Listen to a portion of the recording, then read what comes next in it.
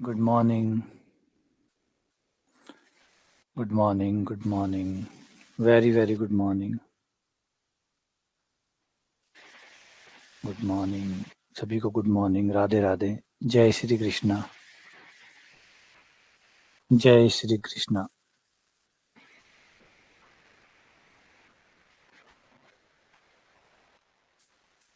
Good morning. Good morning. Good morning. Radhe Radhe. जय श्री कृष्णा. आज बहुत ही कमाल का टॉपिक हम पढ़ने वाले, लिमिट एंड कंटिन्यूटी. मजा आ जाएगा. ये बहुत अद्भुत है. आज दिमाग को बहुत शानदार खुराक जो है वो मिलने वाली है. आज बहुत सारा ज्ञान जो है वो आपको मिलने वाला है लिमिट एंड कंटिन्यूटी के लिए. मेरा सबसे one of the favourite topic जो है वो लिमिट एंड कंटिन्यूटी है, क्योंकि इसमें बहुत कुछ ऐसा है जो कमाल है. बहुत कुछ ऐसा है जो आपको सीखना है और सीखना चाहिए भी, क्योंकि अगर आपको गणित की गहराइयों को नापना है और उसकी गहराइयों को समझना है तो सबसे पहला टॉपिक अगर मैथ में कोई है जिसमें बहुत अनंत गहराइयां हैं तो वो टॉपिक है लिमिट. और आप देखते हैं जब आप लिमिट पहली बार आप जब 11th में या 12th में पढ़ते हैं, उसके बाद में आप जहाँ तक भी जाते हैं लिमिट लिमिट लिमिट लिमिट का कंसेप्ट आता चला जाता है. और यूं मानिए कि मानव सभ्यता का एक बहुत बड़ा माइलस्टोन जो था वो लिमिट ही था. लिमिट ने ही हमारी पूरी गणित को कहीं से कहीं पहुंचा दिया. यूं मानिए मानव सभ्यता का जो विकास है उसका बड़ा क्रम जो है वो इसी के आने से तय हुआ था. लिमिट का कंसेप्ट बड़ा ही शानदार और बड़ा ही रिवोल्यूशनरी था, क्रांतिकारी विचार था, जो भी आज आप पढ़ने वाले, सीखने वाले. आज मैं बहुत सारी स्टोरीज भी बीच में आपको डालूंगा, क्योंकि कहानियां, क्योंकि कोई भी चीज मैं हमेशा कहता हूँ गणित में जब कुछ भी है तो हजारों सालों का इतिहास उसके पीछे है. हजारों सालों का इतिहास है उसके पीछे. आज आप जो भी टॉपिक पढ़ रहे हैं उसमें हजारों साल जुड़े हुए हैं. हजारों सालों की मेहनत जुड़ी हुई है, हजारों सालों का प्रयास जुड़ा हुआ है, हजारों सालों की कहानियां उसमें जुड़ी हुई है. हजारों सालों का जो विचार है, जो क्यूरियोसिटी थी उन लोगों की, जो महापुरुष रहे हैं, जो गणितज्ञ रहे हैं, जो फिलोसोफर रहे हैं, उन लोगों की कहानियां दर्ज है उसके अंदर. ऐसे ही नहीं है कि टॉपिक यूं ही आ गया, बस यूं ही किसी ने किया और निकल के आ गया. नहीं, एक लंबी चौड़ी कहानी रही है, एक लंबे कारण रहे हैं जिससे ये चीज आज अस्तित्व में आई. और अस्तित्व में आई उसके बाद में भी टिक पा रही है, क्योंकि अस्तित्व में भी मान लीजिए कई चीजें आ भी जाती है, लेकिन जब उसका उपयोग नहीं होता तो वो धीरे धीरे लुप्त भी हो जाती है ना. डार्विन के सिद्धांत से हम जानते हैं चीजें आती भी रही है और जाती भी रही है, लेकिन टिकी वही है जो सार्थक है, जिसके उपयोग है, जो कहीं ना कहीं अपनी जगह बना पाई, वही टिक पाई. तो लिमिट भी कुछ ऐसा ही टॉपिक है, कुछ ऐसा ही कमाल का टॉपिक है, जिसमें बहुत सारी कहानियां इंक्लूड है. एक एक करके हम सब चीजों को समझेंगे. सबसे पहले जो कहानी शुरू होती है बहुत मजेदार है इसका, क्योंकि ये जो श्रेय आज न्यूटन को जो बड़ा श्रेय जाता है वो इसी के लिए जाता है, लिमिट के कंसेप्ट के लिए. अगर आप उनका ग्रेविटी के कंसेप्ट को देखें वो फिजिकल कंसेप्ट है, लेकिन अगर मैथमेटिकल रूप अगर आप देखें तो न्यूटन के लिए जाना जाता है वो फ्लेक्सियोन के लिए जाना जाता है. फ्लेक्सियोन का मतलब होता है अल्पांश, टुकड़े, छोटे टुकड़े के लिए उनको जाना जाता है. इतना इतना जो बारीक टुकड़ा होता है कि एक चीज को इतने छोटे छोटे बारीक टुकड़ों में करो कि उसका साइज लगभग जीरो हो जाए, इस कंसेप्ट के लिए उनको जाना जाता है, जिन्हें इंग्लिश में हम इनफाइनेटेसिमल कहते हैं. इनफाइनेटेसिमल बोलते हैं, हिंदी में आप इसको अल्पांश बोलते हैं. ये जो अल्पांश का जो विचार है ये कैसे आया, क्योंकि ये विचार प्रैक्टिकल नहीं था. इसको आप कभी भी, मैं कहूँ कि एक चीज के 4 टुकड़े करो तो आप कर सकते हैं, 8 टुकड़े करो तो भी आप कर सकते हैं, 1000 के लिए बोलूं तो आप 1000 भी कर सकते हैं. अगर मैं आपको 1 लाख टुकड़े के लिए भी बोलूं परेशानी होगी, लेकिन फिर भी आप 1 लाख टुकड़े कर सकते हैं. लेकिन अगर मैं कहूं किसी चीज के अनंत टुकड़े करो तो ये कंसेप्ट प्रैक्टिकल नहीं है. अनंत कोई नंबर नहीं होता और अनंत टुकड़े नहीं हो सकते. यानी अब वो चीज जो है वो किसी भी तरीके से प्रैक्टिकली करके नहीं दिखाई जा सकती, उसको सिर्फ दिमाग की सहायता से सोचा और समझा जा सकता है, प्रैक्टिकली या करके नहीं देखा जा सकता. बस यहाँ पे ही विचार शुरू होता है कि अब कुछ सीमाएं ऐसी थी जो हम प्रैक्टिकल जो है उससे बाहर आ चुके थे और ऊपर तक जा रहे थे. तो शुरुआत होती है, सबसे पहली जो शुरुआत होती है वो होती है आर्किमिडीज से. नंबर फर्स्ट, आर्किमिडीज की ये लास्ट फोटो है.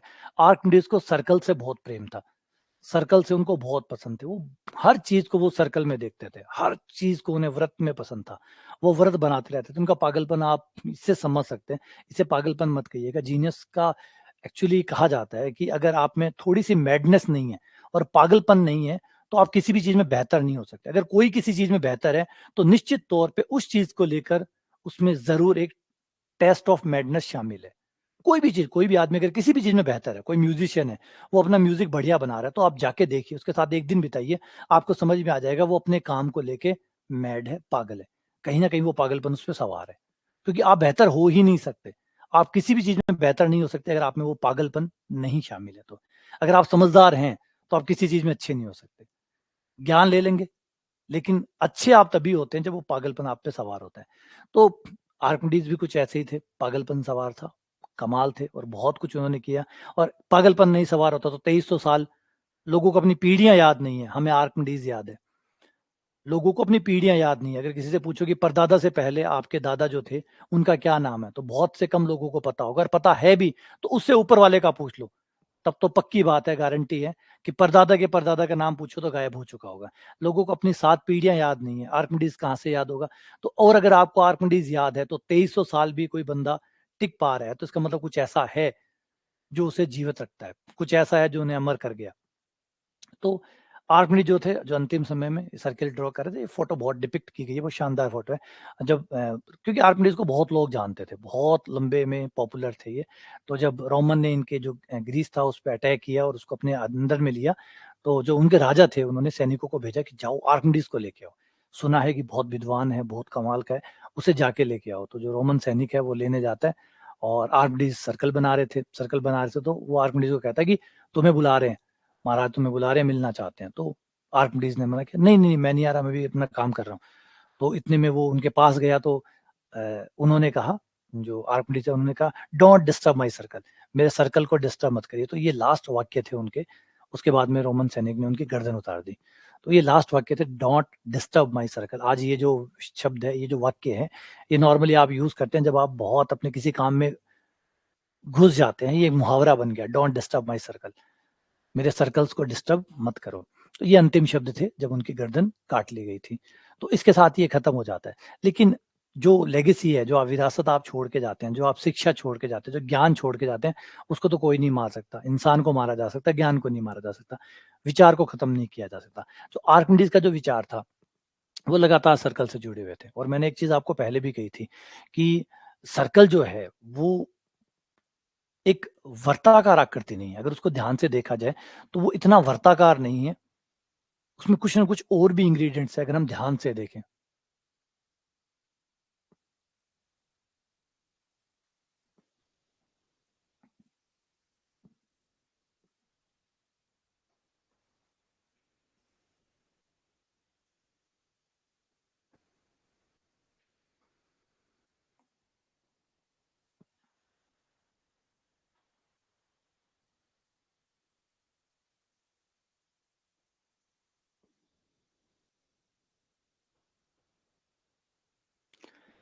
जैसे अगर आप इसे देखें, तो आपको दिखेगा ये एक सर्कल है, ठीक है? ये एक त्रिभुज है। साफ दिख रहा है कि दोनों बिल्कुल अलग-अलग है। अगर इसका परिमाप देखें और उसका परिमाप देखें, तो अलग-अलग है। क्योंकि वृत्त का जो परिमाप है और जो त्रिभुज का परिमाप है, वो दोनों में रात-दिन का अंतर है ना? दोनों में अच्छा खासा अंतर है। तो ये आपका वृत्त का परिमाप है,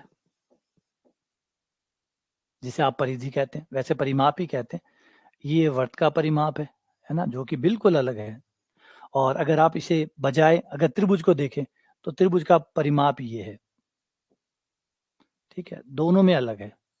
लेकिन अगर हम इन आकृतियों को, जो आर्किमिडीज़ ने किया, अगर वो हम करें, अगर हम इसी वर्त के अंदर त्रिभुज बनाएँ, फिर 3 भुजाओं से 4 भुजाओं की तरफ बढ़ें और 4 भुजाओं से 5 भुजा की तरफ बढ़ें। लेकिन शर्त ये रहेगी कि हमारे जो शीर्ष होंगे, चाहे वो त्रिभुज हो, चाहे वो चतुर्भुज हो, चाहे वो पंचभुज हो, इसके शीर्ष हमेशा वृत्त की परिधि के ऊपर आएँगे। अगर शीर्ष को वृत्त की परिधि पे रहे और भुजाओं की संख्या बढ़ाएँ, तो हम एक कमाल की चीज़ जो है वो देखेंगे।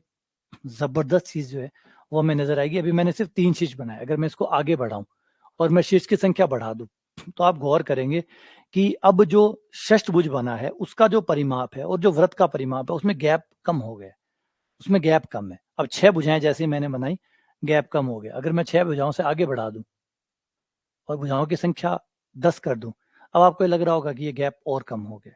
अगर मैं इसकी 10 भुजाएँ कर दूँ, तो आपको ये गैप अब और कम लगेगा। लेकिन अगर मैं ये भुजाओं की संख्या बढ़ाते-बढ़ाते 15 कर दूँ, तो 15 करने के बाद में आपको डिफरेंशिएट करना मुश्किल हो जाएगा कि बहुभुज कौन है और वृत्त कौन है। लेकिन फिर भी आप अभी अपनी आँखों से देख पा रहे होंगे कि हल्का-सा गैप है वृत्त के और जो बहुभुज है 15 भुजा वाला, उसके अंदर अभी गैप है। लेकिन अगर मैं इसकी भुजाओं की संख्या कंटिन्यूसली बढ़ाऊं और बढ़ा के 20 कर दूं, अब आपको ये गैप लगभग लगभग नगण्य हो चुका होगा। लेकिन फिर भी अगर नजर आ रहा है तो भी कोई बात नहीं, इसको हम और आगे बढ़ाते हैं। और बढ़ाते बढ़ाते बढ़ाते मैं अगर इसको 30 तक ले जाऊं, 40 तक ले जाऊं, 50 तक ले जाऊं, तो आपका लगभग लगभग अब आपको दिखना बंद हो गया होगा। जबकि याद दिला दूं, बहुभुज और व्रत दोनों ही साथ है, दोनों ही साथ है, लेकिन अब आपको वो डिफरेंस दिखना खत्म हो गया कि बहुभुज का परिमाप, बहुभुज की बाउंड्री देखो, पहले आप आराम से देख पा रहे थे कि व्रत की बाउंड्री और ये आपका जो बहुभुज है, त्रिभुज, चतुर्भुज, पंचभुज, उसकी बाउंड्री अलग अलग थी। अच्छा खासा गैप था शुरुआत में, अच्छा खासा गैप था दोनों में। लेकिन जैसे जैसे मैंने भुजाओं की संख्याएं बढ़ाई, अब आपको लग रहा है कि जो बहुभुज है एक्चुअली वही व्रत है, जो व्रत है वही बहुभुज है, दोनों एक हो गए। जबकि याद है कि मैंने सिर्फ 50 भुजाओं वाला बनाया, सिर्फ 50 भुजाओं वाला। अगर मैं भुजाओं की संख्या 100 कर दूं, अगर यहाँ पे भी आपको सर मैं इसको थोड़ा सा जूम करूंगा तो मुझे ये गैप दिख जाएगा, तो बिल्कुल अगर अभी भी आप इसको जूम करेंगे तो वो जो गैप है वो गैप अभी भी आपको दिख जाएगा। इतना जूम का अगर अवेलेबल है तो मैं आपको गैप दिखाऊंगा, तो आपको हल्का सा गैप इनके बीच में नजर आ जाएगा। देखो आ गया, गैप नजर आ रहा है, ये गैप नजर आ रहा है। अगर आप बाउंड्री पे जाएं तो हल्का सा गैप आपको नजर आएगा। तो 50 भुजाओं में गैप तो है। चलो नंगी आंखों से दिखना बंद हो गया, अगर लेकिन आप एक अच्छी दूरबीन लेंगे, अच्छा लेंस लेंगे, तो आपको ये गैप दिख जाएगा। तो चलो 50 भुजाओं को अगर मैं 100 भुजाएं कर दूं, 200 भुजाएं कर दूं, 300 भुजाएं कर दूं, 500 भुजाएं कर दूं, तो कहीं ना कहीं एक समय आएगा जब आपकी दूरबीन या जो लेंस है वो भी फेल हो जाएगा गैप को ढूंढने में।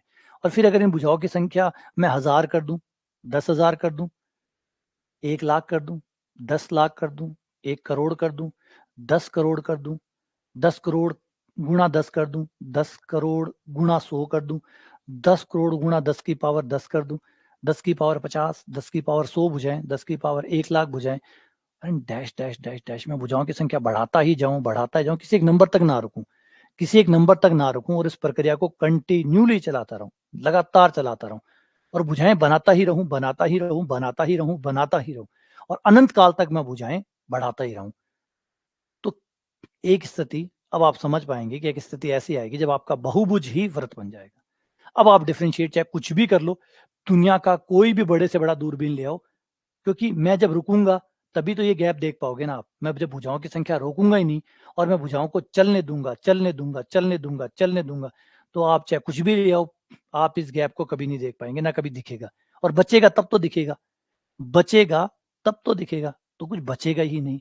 तो इसे कहते हैं method of exhaustion, method of exhaustion.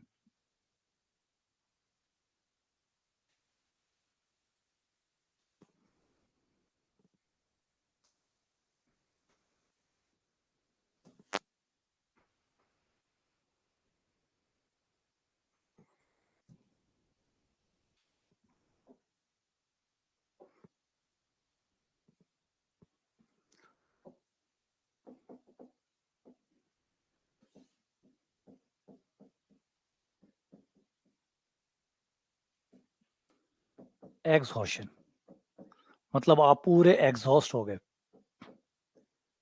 इसमें आपने क्या किया, number of sides, number of sides यानी एन की जो संख्या है वो टेंड्स टू इन्फिनिटी कर दी, number of sides tends to infinity कर दिया। और जब आपने number of sides tend to infinity कर दिया, तब आपके पास जो आपका पॉलीगॉन था, बहुभुज था, वो बहुभुज नहीं रहा, वो व्रत बन गया। अब वो बहुभुज से व्रत की तरफ चला गया, अब आपका व्रत बन गया। अब यहाँ पे काम आता है, अब यहाँ पे देखें तो कई लोगों को पता होगा कि व्रत की परिधि कैसे निकाली गई शुरुआती दौर में। व्रत की अब तो बहुत से तरीके हैं, लेकिन शुरुआत में व्रत की परिधि कैसे निकाली, वो आर्किमिडीज ही थे जिन्होंने व्रत की परिधि को सही ढंग से परिभाषित किया। और कैसे परिभाषित किया, ये आपके देखने लायक है। कि अगर हम शुरू करें एक सर्कल से, जो कि ये रहा,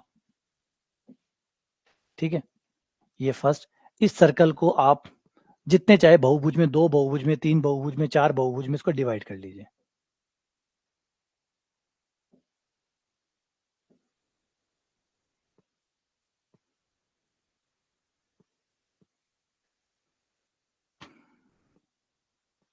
तो ये आपका बहुभुज बन गया।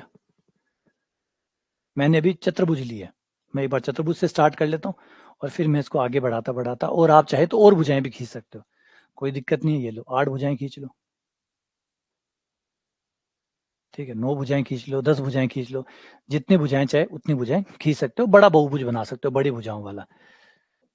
ये इसको लिया और ये आपका ज़्यादा भुजाओं वाला हो जाएगा। जितनी भुजाएं चाहे उतनी ले सकते हो। मैं सिर्फ एक बार आइडिया समझा रहा हूँ कि कैसे ये काम करता है, क्योंकि यहाँ पे आप देख सकते हैं कि अगर मैं इस रेड वाले का परिमाप निकालूंगा तो इस रेड वाले का जो परिमाप होगा, अभी रेड वाले का और ब्लैक वाले का परिमाप अलग होगा। ये बात डेफिनेटली कि व्रत का परिमाप बिल्कुल अलग है, क्योंकि व्रत में और इसमें गैप नजर आ रहा है, आपको साफ गैप नजर आ रहा है। लेकिन चिंता ना करिए, अभी मेरी भुजाएं कम है, क्योंकि मेरी भुजाओं की संख्या अभी 8 ही है।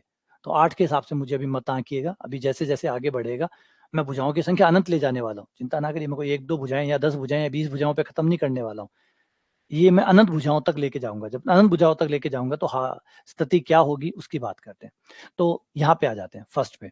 मैं मान लीजिए मैंने एन भुजाएं बना ली, एन भुजाएं बना ली। एक कोण कितने का होगा? एक कोण, ये वाला एक कोण। अगर भुजाएं एन है तो याद रखिए पूरा जो सर्किल का कोण होता है वो 2 पाई होता है। पूरा कोण 2 पाई होता है, ये है ना, 2 पाई होता है। और 2 पाई का हर एक टुकड़े में, है ना, आपने एन बहुभुज बनाए, आपने एन बहुभुज बनाए तो अगर 4 बनाए होते तो 2 पाई के 4 टुकड़े हो जाते, 90-90 सबके पांति आ जाता, हिस्से में आ जाता। अगर मान लीजिए 10 बनाए होते तो 2 पाई के 10 टुकड़े हो जाते। 20 भुजाएं बनाई है तो हर किसी के 2 पाई/10 हो जाएगा। 20 है तो 20 हो जाएगा। अगर एन भुजाएं हैं तो आपका जो एक कोण है, एक कोण जो है ये हो जाएगा 2 पाई/n। 2 पाई/n। तो एन कितना है? जितने का बहुभुज आपने बनाया, जितनी भुजाओं वाला बहुभुज बनाया उतना एन है, तो 2 पाई/n। जितना बहुभुज है, जितनी भुजाएं इसकी है वो एन है। एन का भाग दे दीजिए, आपके पास एक कोण आ जाएगा। अब हम इस त्रिभुज का क्षेत्रफल निकाल लें, केवल इस त्रिभुज का, इस त्रिभुज का। और त्रिभुज का क्षेत्रफल निकालने का हमारे पास फॉर्मूला है जो कहता है कि त्रिभुज का क्षेत्रफल, केवल इस त्रिभुज का निकाल रहा हूं, नाम रख लेता हूं ओ ए बी का क्षेत्रफल, त्रिभुज ए ओ बी का क्षेत्रफल। आप इसे परिधि भी निकाल सकते हैं, मैं भी क्षेत्रफल निकाल रहा हूं, फिर परिधि भी निकाली जा सकती है। ए ओ बी का क्षेत्रफल बराबर 1/2, फॉर्मूला 1/2 गुणा 2 भुजाएं। वैसे 1/2 आधार गुणा ऊंचाई भी होता है, लेकिन अगर आपको 2 भुजाएं पता है और उनके बीच का कोण पता है तो आप त्रिकोणमिति वाला सूत्र भी लगा सकते हो, R into R. R into R क्यों? क्योंकि ये त्रिज्या के बराबर है। देखो ये केंद्र है और ये त्रिज्या है, तो ओ ए भी त्रिज्या है और ओ बी भी त्रिज्या है, ये भी त्रिज्या है और ये भी त्रिज्या है। तो 1/2 त्रिज्या गुणा त्रिज्या इंटू बीच वाले कोण का साइन में मान, बीच वाले कोण का साइन में मान 2 पाई/n। ये फॉर्मूला होता है त्रिभुज का। अगर आपको किसी त्रिभुज का क्षेत्रफल निकालना हो और आपको उसकी 2 भुजाएं पता हो, किसी भी त्रिभुज की 2 भुजाएं आपको पता हो, जैसे ये मान लीजिए ओ से ए है और ये बी है, आपको ये 2 भुजाएं पता है और ये बीच का कोण जो भी है, मान लीजिए थीटा है, ये पता है, तो इस त्रिभुज का क्षेत्रफल बराबर होता है 1/2 ये 2 भुजाएं जहां से कोण निकला है ओ ए गुणा O B into sine theta. ये फॉर्मूला होता है, ठीक है। ये आपके एक त्रिभुज का क्षेत्रफल हो गया। ऐसे कितने त्रिभुज बनेंगे इसके अंदर? ऐसे इसमें कितने त्रिभुज बनेंगे? जवाब है एन त्रिभुज, क्योंकि आपने कहा ना एन त्रिभुज बने, एन टुकड़े हो रहे हैं कोण के, पूरे 2 पाई कोण के एन टुकड़े हो रहे हैं, मतलब एन त्रिभुज बन रहे हैं। तो एक त्रिभुज का क्षेत्रफल इतना है, तो बहुभुज का क्षेत्रफल कितना हो गया पूरे का? बहुभुज का क्षेत्रफल एन से गुणा कर दो, क्योंकि सारे त्रिभुज बराबर है।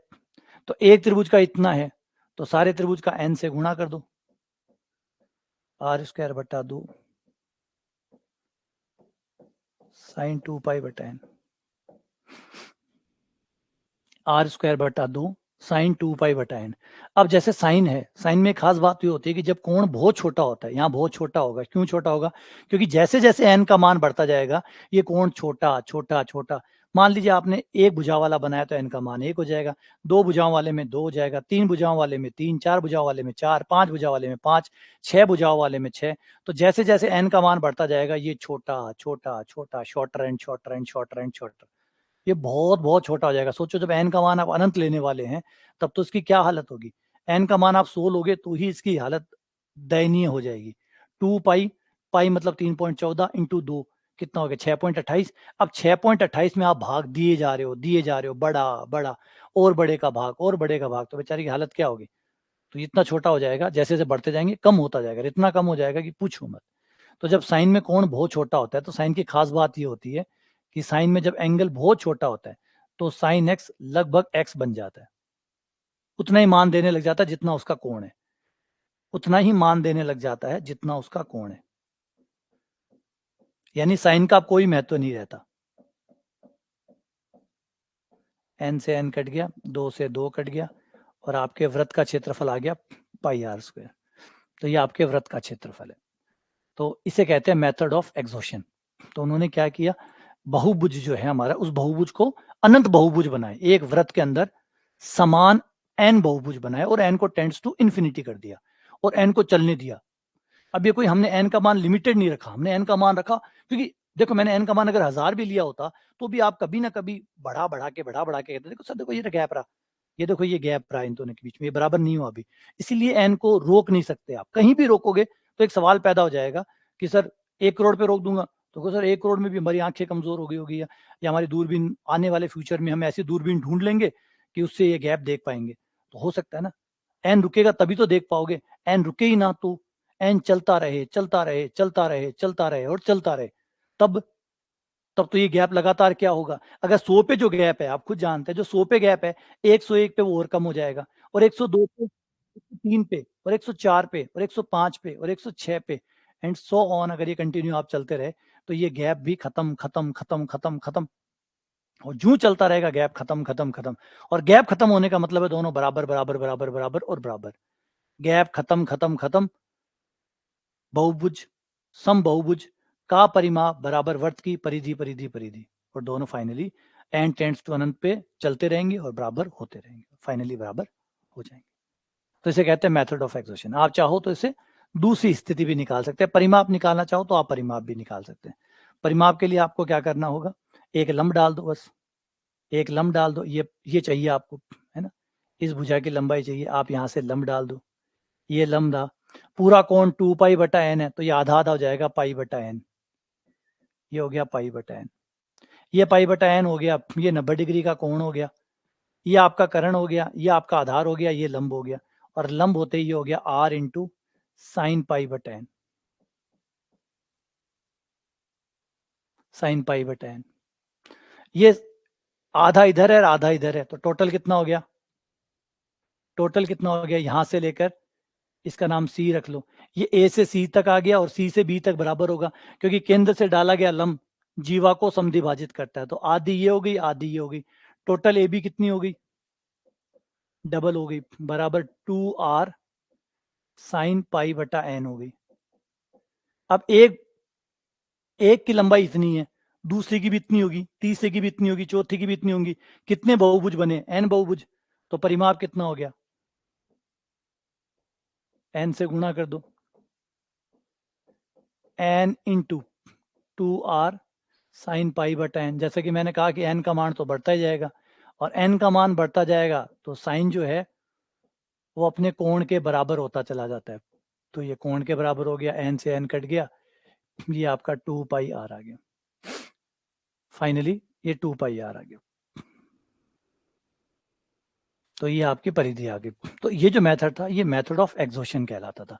ये इसका एक चीज देखिए, बड़ी इंपॉर्टेंट चीज ये है कि जिस आदमी ने ऐसा सोचा, आर्किमिडीज ने ऐसा सोचा, ये कितना कमाल रहा होगा। ये आज तो फिर भी आसान है क्योंकि आज तो आपके आसपास में ऐसी चीजें हैं जो आप ये करते हैं, पढ़ते हैं, समझाने वाले हैं, बताने वाले हैं, लेकिन क्या आप कल्पना कर सकते हैं कि कोई उस युग के अंदर आज तो 2300 साल पहले कोई व्यक्ति ऐसा होगा जो इतना गहरा सोच पाएगा, इस तरीके से सोच पाएगा कि अगर मैं पॉलीगॉन बनाता चला जाऊं तो मैं फाइनली, क्या गणित उतनी उन्नत रही होगी उस समय, इतनी गणित तो उन्नति नहीं होगी। इसका मतलब है उस व्यक्ति की सोच समझ कितनी उन्नत रही होगी जिसने ये पहली बार ये सोचा कि अगर मैं पॉलीगॉन बनाता चला जाऊं तो फाइनली मैं एक सर्कल पे पहुंच जाऊंगा, फाइनली मैं एक सर्कल पे पहुंच जाऊंगा। तो ये जो आइडिया है, क्योंकि कोई भी आदमी कभी, हम भी नहीं सोच सकते, नॉर्मली जिस युग में जी रहे हैं वो भी कभी नहीं सोचता कि फाइनली एक पॉलीगॉन जो है, एक बहुपद जो है, एक बहुभुज जो है, वो भुजाओं के बढ़ाने के साथ साथ एक लास्ट में एक वृत्त में चेंज हो जाएगा अगर भुजाओं की संख्या अनंत कर दी जाए तो। और बड़ी बात यह कि अनंत तक बात करना तो ठीक है, लेकिन अनंत तक पहुंचाना क्या आसान होगा, क्या एंड को अनंत तक ले जाया जा सकता है हमारे लिए, तो जो इम्पॉसिबल है पूरी तरीके से आपके दिमाग की क्षमता पर निर्भर करता होगा। तो आर्किमिडीज का लेवल क्या रहा होगा ये इससे आप समझ सकते हैं। और है ना, इसीलिए आर्किमिडीज के जो गुजरने हैं या उनके मरने की वजह से, क्योंकि खास व्यक्ति ऐसे होते हैं जिनके मरने से हमारा जो पूरा मानव इतिहास है वो 100-150 साल पीछे चला जाता है। मतलब आज 2023 में जो भी विकास है, अगर ऐसे व्यक्ति कुछ साल और जी जाते, कुछ साल और एक्स्ट्रा निकाल जाते, तो मानव सभ्यता 100 साल आगे होती। क्योंकि जो इतने उन्नत दिमाग है, वो निश्चित तौर पे कुछ भी छोड़ के जाते हैं, वो कुछ बढ़ के ही जाता। अब इसको बाद में देखिए, इतना सब कुछ होने के बाद में भी इस लिमिट के कंसेप्ट को, इस टेंड्स टू इन्फिनिटी के कंसेप्ट को आगे तक बढ़ाने में फिर जाके आते हैं, पूरे प्रोसेस में हम देखते हैं, लास्ट में फिर न्यूटन आते हैं। फिर न्यूटन आते हैं जो इस कंसेप्ट को और आगे तक बढ़ाते हैं। लेकिन अब इसके लिए हमारे पास जगह नहीं थी, इस कंसेप्ट के लिए हमारे पास जगह नहीं थी। गणित के कई सवाल थे जो ओपन थे, गणित के कई सवाल ऐसे थे जो ओपन थे। आइए बात करते हैं पाइथागोरस की।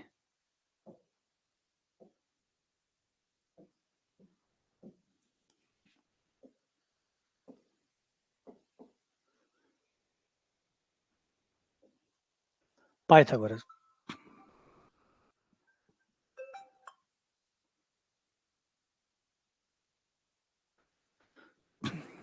पाइथागोरस की बात करते हैं। जो पाइथागोरस थे, अब इन्हें जो पाइथागोरस थे वो उस समय के बहुत उन्नत विचार वाले व्यक्ति थे, और पहली बार ये वो व्यक्ति थे जिन्होंने ये माना था कि पूरी की पूरी दुनिया जो है, जो कायनात है, क्योंकि इनसे पहले थेल्स थे, इनसे पहले जो ये सारे फिलोसोफर थे, ये फिलोसोफर थे, इनके लिए कोई बाध्यता नहीं थी कि गणित, फिजिक्स, क्योंकि उस समय ये था ही नहीं। पहली बात तो सब कुछ विज्ञान था, सब कुछ नेचुरल साइंस था। प्रकृति को पढ़ते थे और प्रकृति को समझने की कोशिश करते थे कि प्रकृति कैसे काम करती है, मानव किन नियमों का पालन करता है, कौन से नियम है, चीजें तैरती क्यों है, डूबती क्यों है, उड़ती क्यों है। ये एक नॉर्मल जिज्ञासा जो व्यक्ति के मन में होती है, उसी का ही विज्ञान चल रहा था उस समय। तो उसमें फिलोसॉफी होती थी, नेचुरल साइंस कहते थे, मेटाफिजिक्स कहते थे उस समय। वह जानते थे, दुनिया को जानने की कोशिश करते थे। थेल्स आते हैं, थेल्स आके थेल्स का मानना ये था कि जो पूरी कायनात है उसका जो बेसिक पार्टिकल है वो पानी है, सब कुछ पानी से बना हुआ है, सब कुछ पानी से बना हुआ है, पानी ने ही सबको बनाया। तो उनका मान्यता पानी का था। फिर पाइथागोरस आते हैं, पाइथागोरस मैथ्स को लेके ज्यादा संजीत थे, ज्यादा गहरे थे, और पाइथागोरस जो थे वो मानते थे कि हर चीज जो है वो नंबर्स है, हर चीज पूर्णांक है, पूर्ण संख्याएं हैं। नंबर्स में हर चीज को आप रिप्रेजेंट कर सकते हैं, नंबर से आप हर चीज को समझा सकते हैं। कोई भी चीज जो आप देख रहे हैं, जा रहे हैं, जान रहे हैं, उसके पीछे बैकग्राउंड में जब आप जाएंगे तो आपको नंबर्स ही मिलेंगे। हर चीज नंबरों से बनी हुई है। और उन्होंने अपनी फेमस थ्योरम भी दी थी, पाइथागोरस थ्योरम, जिसके बारे में जानते हैं। और इनको मानने वाले जो लोग थे, जो पाइथागोरस को मानते थे, क्योंकि याद रखिए, लोग इनके खून के प्यासे होते हैं। जब कोई आदमी हटके कुछ बात बताता है, जब आदमी आदमी को इनलाइटेड करने की कोशिश करते हैं, तो जो बाकी लोग होते हैं, जो मूर्ख, वो सीधा उस पर हमला करते हैं। सबसे पहले होता है हमला, क्योंकि कोई भी खुला विचार जो है ना, खुला दिमाग जो है, वो राजाओं, महाराजाओं, धर्म गुरुओं, सबके लिए एक आपदा होता है कि ये खुला दिमाग है, ये लोगों का दिमाग खराब करेगा और हमारा राज खराब करेगा। जो राजकाज चल रहा है आराम से, इस राजकाज को ये प्रभाव करेगा, क्योंकि ये लोगों का दिमाग खोलेगा, और दिमाग खोलेगा तो लोग हमसे सवाल पूछेंगे, उसका जवाब हम दे नहीं पाएंगे। तो सबसे पहले देख लीजिए, किसी को पढ़ लीजिए आप, चाहे सुकरात, प्लूटो, या किसी भी उन्नत दिमाग को पढ़िए, उसका भयंकर विरोध हुआ है, और विरोध हुआ है, मारने की कोशिश की है, या तो मार डाला है, मोटा मोटी मार ही डाला है, छोड़ा तो किसी को ही नहीं है, मोटा मोटी मार ही डाला है। पाइथागोरस के साथ भी ऐसा ही था। पाइथागोरस ने जब बताया कि नहीं, हर चीज नंबर से बनी हुई है, देवी देवताओं को मान्यता नहीं है, जो भी है वो सिर्फ नंबर से, हर चीज नंबर में रिप्रेजेंट की जा सकती है, नंबर से समझी जा सकती है। और यही विचारधारा, खुली विचारधारा उन्होंने रखी। फिर धर्म इनके खिलाफ हो गया, अपना शहर छोड़ के भागना पड़ा, लोगों के साथ भागे, फिर लास्ट में इनकी मृत्यु भी हो जाती है। और इनके जो अनुयायी थे, जो इनको मानते थे, उन्होंने एक कबीला बना लिया, जिसे पाइथागोरियंस कहा गया। पाइथागोरियंस, जो उस समय क्या होता था, इनको स्कूल कहते थे। स्कूल का मतलब है एक प्रकार की सोच वाला व्यक्ति जो चला रहा है, उसके साथ जो भी जुड़ जाते थे उसको स्कूल कहते थे। वो आज भी तो स्कूल का आइडिया वैसा ही है, उस समय ग्रीक में इसको स्कूल कहा जाता था, आज स्कूल को वहीं से लिया गया। तो स्कूल का आइडिया था एक पर्टिकुलर विचारधारा है जो मैं आपके सामने रखूंगा, और आपको उस पर हम तर्क वितर्क करेंगे, और यही वो चलता था। तो पाइथागोरियन थे जो पाइथागोरस को मानते थे। फिर उन पाइथागोरियन ने उसको एक्सेप्ट, नंबरों को एक्सेप्ट किया as a fundamental reality of the world या यूनिवर्स। हमारे यूनिवर्स की जो रियलिटी है वो नंबर्स है, नंबर्स ही इस दुनिया को परिभाषित करते हैं। फिर और थिंकर आए, उन्होंने इसको चैलेंज करके कुछ नई थ्योरी बनाई, और आज तक ऐसा ही चल रहा है। आज तक भी हम थ्योरी ऑफ एवरीथिंग ढूंढ ही रहे हैं कि कौन ऐसा है जिससे पूरा ब्रह्मांड बना हुआ है। वो फंडामेंटल पार्टिकल्स कौन से हैं, वो बेसिक कण कौन से हैं जिससे पूरी प्रकृति बनी हुई है। तो उसकी खोज अभी भी जारी है, लगातार चल रहा है। तो पाइथागोरस का एक स्टूडेंट था जिसका नाम था हिपाकस। पाइथागोरस पाइथागोरस की थ्योरम तो याद है ना आप लोगों को ना। तो उन्होंने जो थ्योरम दी थी वो था कर्ण का स्क्वायर बराबर लंब का स्क्वायर प्लस आधार का स्क्वायर। अब पाइथागोरस में भी एक दिक्कत थी कि जो पाइथागोरियन थे इन लोगों ने भी यहां तक एक्सेप्ट किया था कि भाई नंबर जो होते हैं, क्योंकि उस समय तक सिर्फ नॉलेज ये थी या तो कोई नंबर पूर्णांक होता है या किसी नंबर को आप बट्टे में लिख सकते हैं, जैसे 2/3 भिन्नात्मक रूप।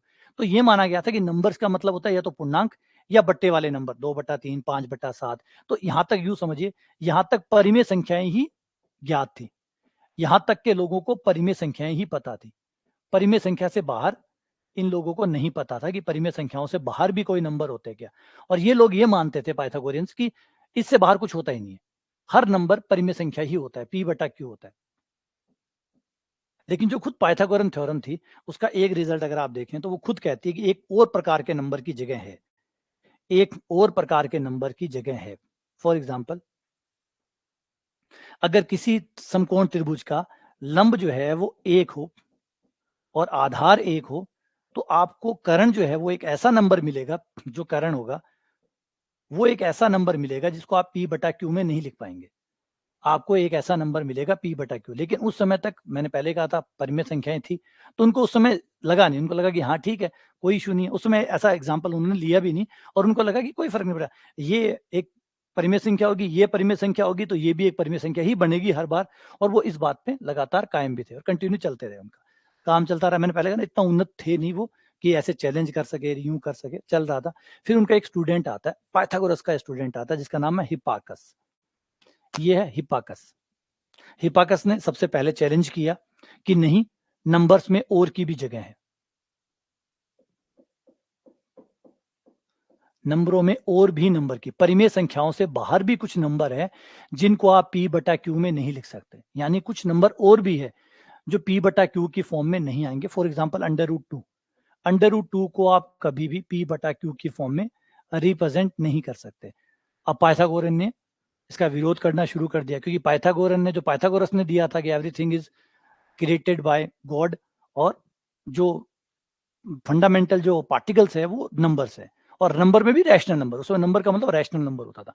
तो रैशनल नंबर था, तो इन लोगों ने हिपाकस की को खींचना शुरू कर दिया कि ये फालतू कर रहा है, या ऐसा कोई नंबर है ही नहीं, नंबर जो भी है वो P/Q है। तो ये लगातार चलते रहे। हिपाकस भी इसको प्रूफ नहीं कर पाए कि हाँ, उन्हें लगा कि नहीं ये नंबर नहीं है, लेकिन वही बात है ना, नहीं होने से ज्यादा इंपॉर्टेंट होता है प्रूफ।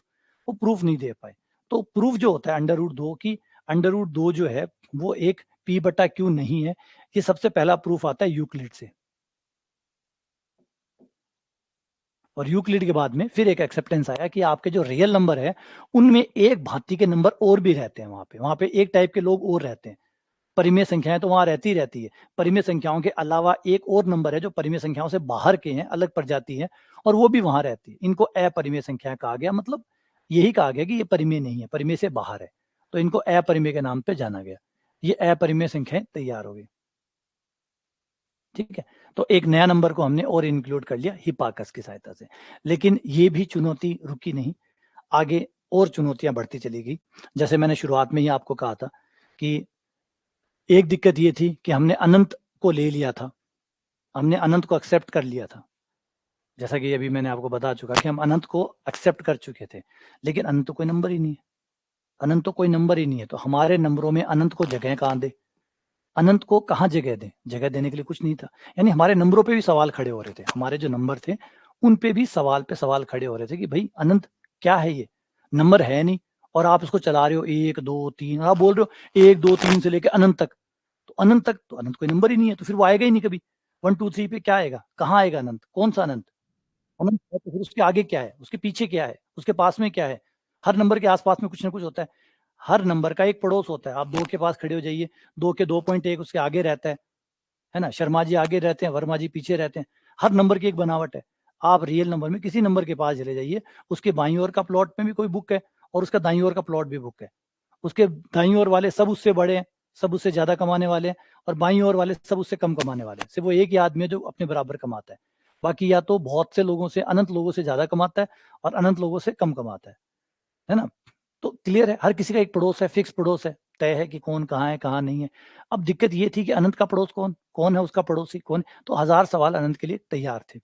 अब अनंत को एक्सेप्ट करना भी मुश्किल था, छोड़ना भी मुश्किल था, क्योंकि इतना प्यारा कंसेप्ट था कि छोड़ा भी नहीं जा सकता, और इतना कुख्यात भी था कि रखा भी नहीं जा सकता, क्योंकि रखोगे तो लोग सवाल करेंगे।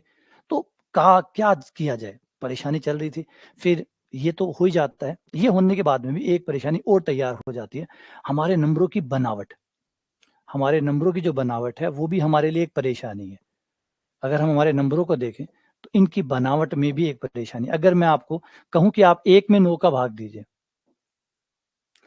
अपना कैलकुलेटर निकाल के आप चाहो तो 1 में 9 का भाग दे सकते हो। जब आप 1 में 9 का भाग देते हो तो आप देखते हैं कि 0 पॉइंट फिर 1 1 1 1 1 1 1 1 आता रहता है। तो कितनी बार आएगा, कितनी बार आएगा? तो आप बोलेंगे आते ही रहेगा। तो ये जो आते ही रहेगा यही तो अनंत है। जो आता ही रहेगा, कभी नहीं रुकेगा, वही अनंत है, क्योंकि ये प्रोसेस तो चलता रहेगा। तो ये अनंत है। तो अनंत है, लेकिन फिर नंबर क्या है? तो सवाल थे। फिर कहा चलो कोई नहीं, 2 पे ट्राई करके देखो। 2 पे ट्राई किया तो हमने 2 में भी यही पाया। 2 में हमने ये पाया कि 2 2 2 2 2 और 2 2 2। तो ये चलता गया, ये भी अनंत तक चलता था। अब ये कंटिन्यू हमारे पास है कि भाई ये तो कंटिन्यू चले जा रहा है ना। अब जैसे धर्मेंद्र कह रहा है कि इसको ऐसे लिख लो, धर्मेंद्र कह रहा है इसको 0.1 करके लिख लो, बार लगा दो। बार लगाने का मतलब क्या है? तो वही ना, वो तो आप लिखने में छोटा हो, ज्यादा बड़ा ना लगे आपको, इसलिए आपने बार लिख दिया। लेकिन होता तो ये है ना कि 1 1 1 1 1 1 चले जा रहा है, कहाँ तक? अनंत तक, कंटिन्यू चलता जा रहा है, कंटिन्यू जाए जा रहा है। अब अगर हम इस प्रोसेस को देखें और हम गौर करें कि इसमें जैसे जैसे हम आगे बढ़ेंगे, अगर मैं 3 में 9 का भाग दूं तो आप देखेंगे 0.33333 आ रहा है, अनंत तक कंटिन्यू चले ही जाएगा। आप 4 में 9 का भाग दीजिए, यही प्रोसेस आप 4 के लिए देखेंगे, 0.4444। अगर आप 5 में 9 का भाग दें तो आप देखेंगे 5 5 5 5 5।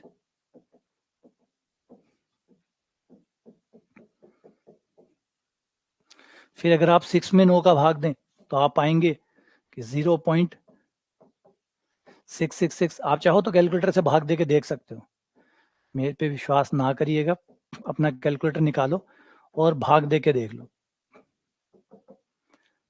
8 में 9 का भाग दिया,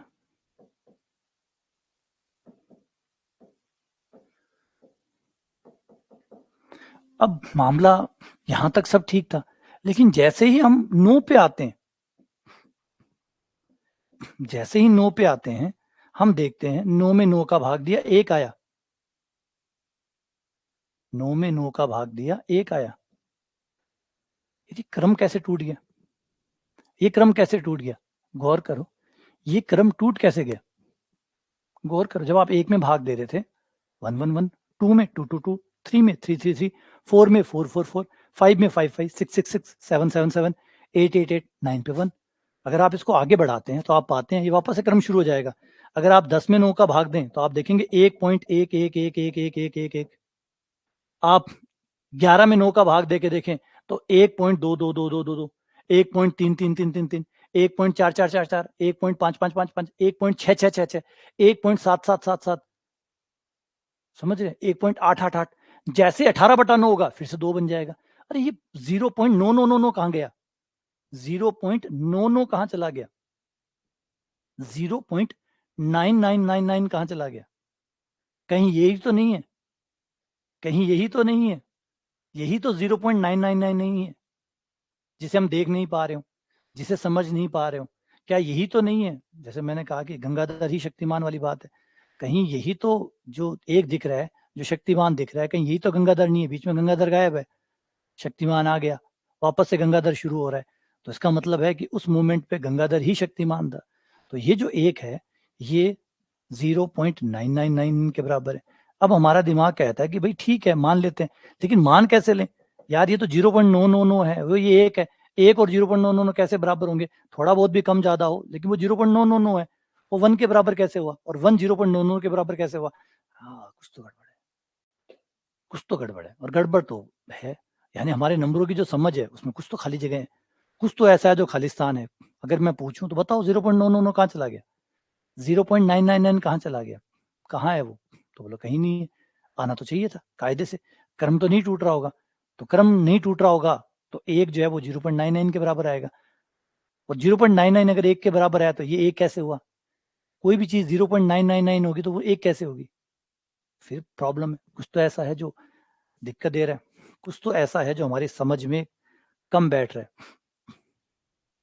कुछ ऐसा है जो हमारे नंबरों की जो समझ है उसमें कमी ला रहे हैं। इसको आप लोग प्रूफ भी करते हैं कि ये एक होता है ना? अगर आप लोगों को याद हो तो आप इसको प्रूफ भी करते रहे हैं छोटी क्लासों में कि भाई मैंने इसको 10 से गुणा कर दिया, और जैसे ही मैं इसको 10 से गुणा करूंगा ये 9.9999 हो जाएगा, और जैसे ही मैं घटाऊंगा इनको ये हो जाएगा मेरा माइनस का 9x, और यहां से घटाऊंगा तो ये माइनस का 9 आ जाएगा, और बाकी 0 0,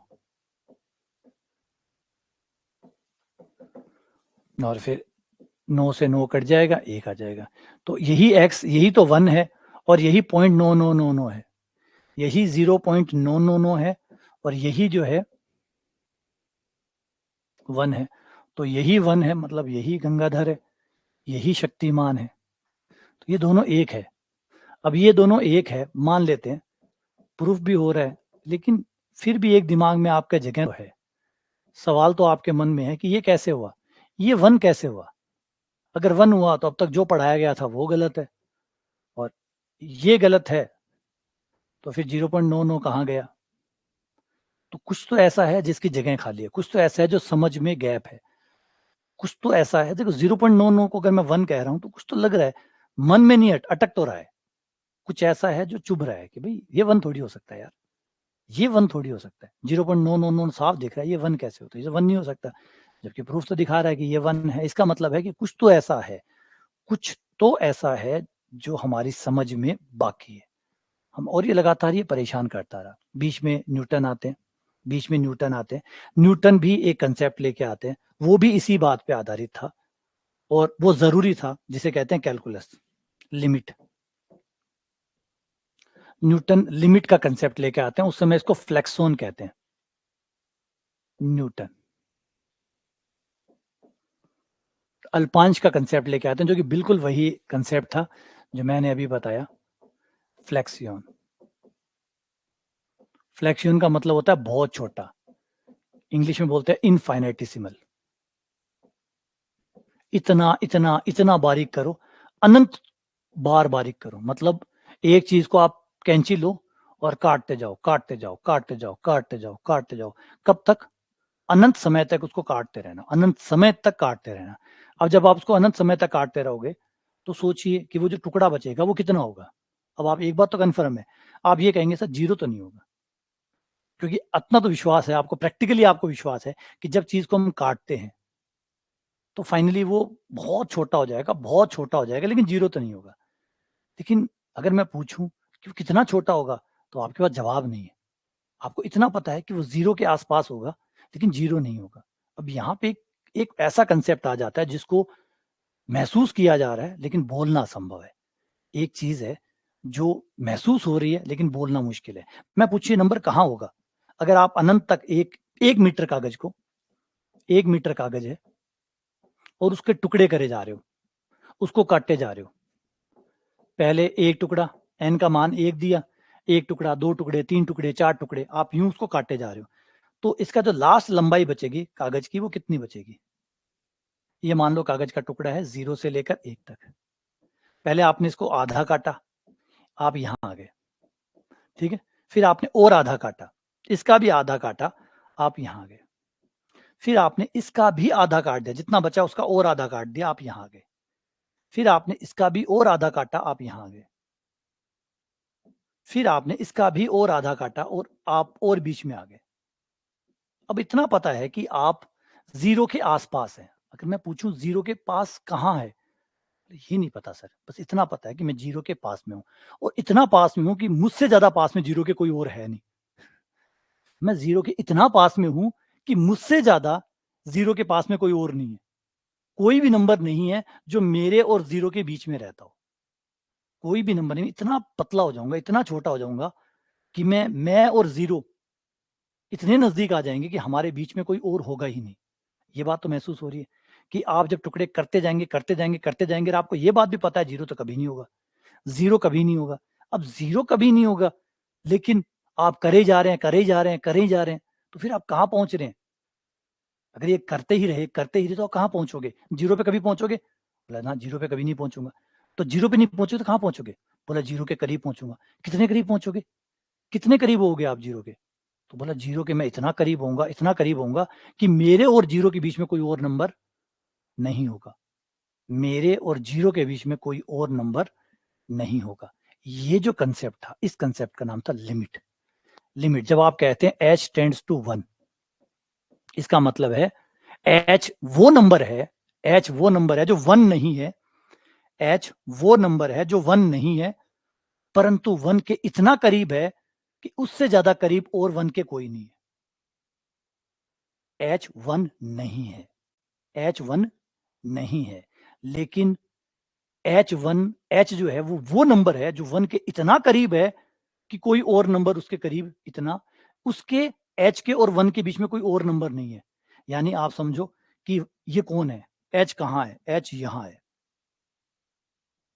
यहां h, लेफ्ट हैंड साइड से राइट हैंड साइड से, दोनों साइड से दो हो सकते हैं, दो हो सकते हैं। एक तो थोड़ा सा h से पहले, एक h से बाद में, h से पहले, एक तो दो साइड हो सकते हैं ना। जैसे मैंने कहा था शर्मा जी वर्मा जी, तो शर्मा जी वर्मा जी मेरे घर के पास में शर्मा जी वर्मा जी हो सकते हैं, बस वो मेरे पास वाले हैं। वो मेरे पास वाले जो लोग हैं, ये वो दो लोग हैं, ये इतने पास में है कि इन, वो जो शर्मा जी है वर्मा जी है, इन मेरे मकान और शर्मा जी के मकान के बीच में कोई और मकान नहीं है, और मेरे और वर्मा जी के मकान के बीच में भी कोई और मकान नहीं है। बस यही लास्ट मकान है जो मेरे एकदम आगे है। तो ये है एच की वैल्यू, ये है लिमिट का कंसेप्ट। लेकिन प्रॉब्लम ये थी कि ये बहुत समय तक विवादित रहा, क्योंकि डिफाइन नहीं कर पा रहे थे, बोल नहीं पा रहे थे। न्यूटन ने कंसेप्ट काम में लिया कि न्यूटन को जरूरी था ये इतना जरूरी था कि कई बार जब आप वेग निकालते हैं, याद होगा जब आप वेग निकालते हैं तो वेग में आप यही करते हैं, वेग में आप यही करते हैं कि एक वस्तु ए पॉइंट से बी पॉइंट जा रही है, और उसे जो लगा समय है वो इतना छोटा है, इतना छोटा है कि वो जीरो नहीं है, वो जीरो नहीं है, लेकिन टेंड्स टू जीरो है। मतलब जीरो के जितना नजदीक हो सकता है उतना नजदीक लो।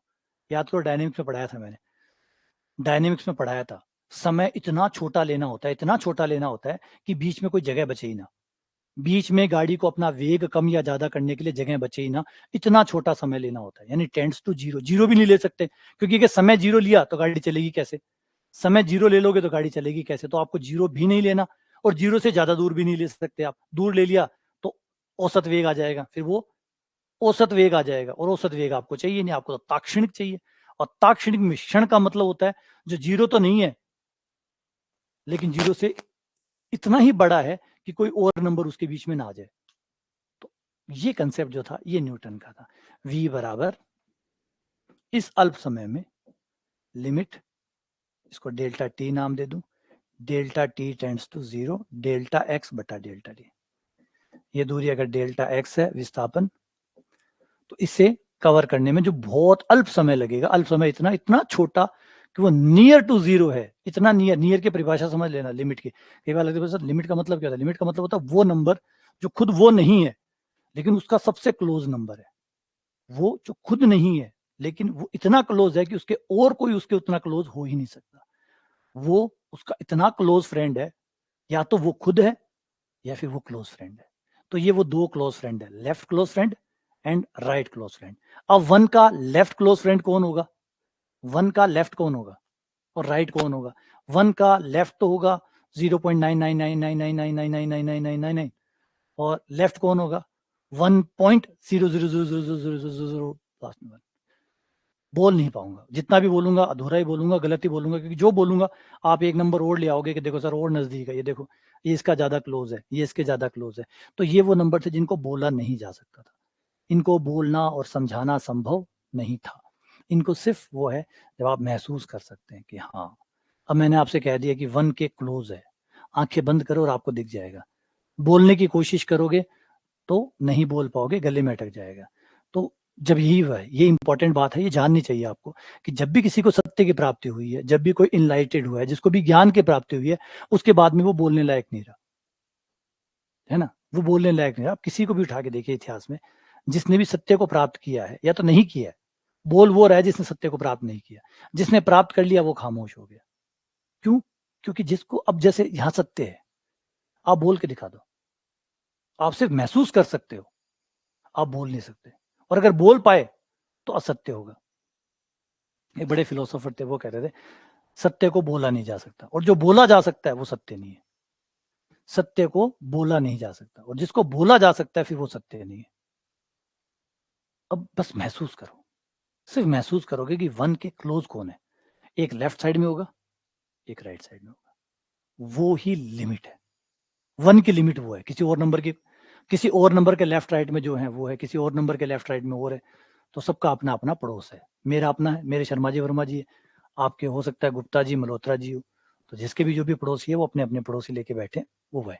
तो ये कंसेप्ट जो है ये इनफाइनाइट डेसिमल कहलाता है। और ये कंसेप्ट बहुत लंबे समय तक विवादित रहा था, क्योंकि मैंने पहले ही कहा कि आप अब ऐसी जगह पहुंच गए थे, गणित को आप उन ऊंचाइयों पे ले जा रहे थे जहां पे पहली बार इंसान की समझ जो थी वो बहुत विकसित दौर में जा रही थी। लेकिन जो फंडामेंटलिस्ट थे, जो वो कहते हैं यार ये क्या है, हर कुछ मत डालो, ये तो गड़बड़ है, जिसको आप परिभाषित नहीं कर सकते, जिसको आप डिफाइन नहीं कर सकते। आप कह रहे हो महसूस करो, तो उसको फिलोसॉफी थोड़ी बनाना है गणित को फिलोसॉफी थोड़ी बनाना है। महसूस करो, ये महसूस क्या होता है? वो सीमाओं को नहीं लांघना चाहते थे। तो चैलेंज शुरू हो गया वहां पे कि क्या करें। और फिर एक द्वंद्व शुरू हुआ। एक वो थे जो न्यूटन को मानते थे, न्यूटन पे विश्वास करते थे, उन्होंने अपने पेपर पब्लिश करने शुरू किए न्यूटन के पक्ष में। और एक वो लोग थे जो न्यूटन के विपक्ष में थे, जिन्होंने कहा कि न्यूटन मजाक बना रहे हैं गणित का, और वो इस तरीके के आइडिया लेके आ रहे हैं जो कि अपने आप में विवादित है, और आने वाले समय में ये गणित को बहुत नुकसान पहुंचाएंगे। आने वाले समय में गणित जो है वो बहुत इससे ज्यादा प्रभावित होगी, बहुत खराब हो जाएगी, बिगड़ जाएगी गणित। हर कैसा आइडिया डाल रहे हैं, तो इनको जो और लोग जो आएंगे गणित में, वो भी ऐसे पागलपंती लेके आएंगे, और इस पागलपंती की वजह से गणित बर्बाद हो जाएगी। प्लीज इसको रोको। लेकिन बर्बाद नहीं होनी थी, ये तो विकसित था, ये विकास का क्रम है। जब कंप्यूटर आ रहे थे तो लोग विरोध कर रहे थे कि कंप्यूटर आ रहा है, लेकिन आया तो विकास ही हुआ। तो वही है, लोग जब नई सोच आती है, नई जगह आती है, तो उसको जगह नहीं देते और विरोध शुरू कर देते, विरोध सबसे आसान काम है। तो ये भी न्यूटन को भी झेलना पड़ा, और ये लगातार चलता रहा। उसके बाद में ये मामला चलता रहता है, और एक गेम आता है जिसका नाम है गो गेम। आप लोगों ने, हमारे राजस्थान में होता है चर भर। कभी आपने गेम खेला हो चर भर, जिसमें क्या होता है कि सामने वाला जो है वो कुछ पत्थर एक फिक्स कलर के, एक एक टाइप का कलर लेके, एक टाइप के पत्थर वो ले लेता है और एक टाइप के पत्थर आप ले लेते हो। हमने 16 कांटी खेला है, आपको याद है 16 कांटी? जगह मारवाड़ी है जगह तो पत्तों से 16 कांटी, एक पत्थर हुए जो भी ऊपर से पार कर जावे तो वो पत्थर मर जावे। 16 कांटी याद है कि कुछ यहाँ को सो गेम हुए, बचपन में मैं बड़ा खेले रहा ये गेम, 16 कांटी करके। और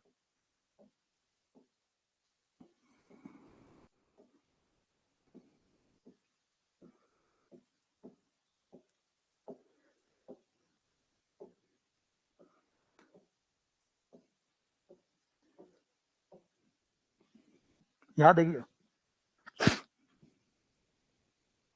दोनों ही गेम खेले, चलो बढ़िया, बहुत बढ़िया। हाँ 16, भाई मेरे जो ननियाल था उसमें उस गेम को 16 कांटे कहते थे। 16 कांटे का मतलब 16 पत्थर होते थे जो आप लोग यहाँ रख लेते थे इन जगहों पे। अब एग्जैक्टली तो मुझे वो याद नहीं है।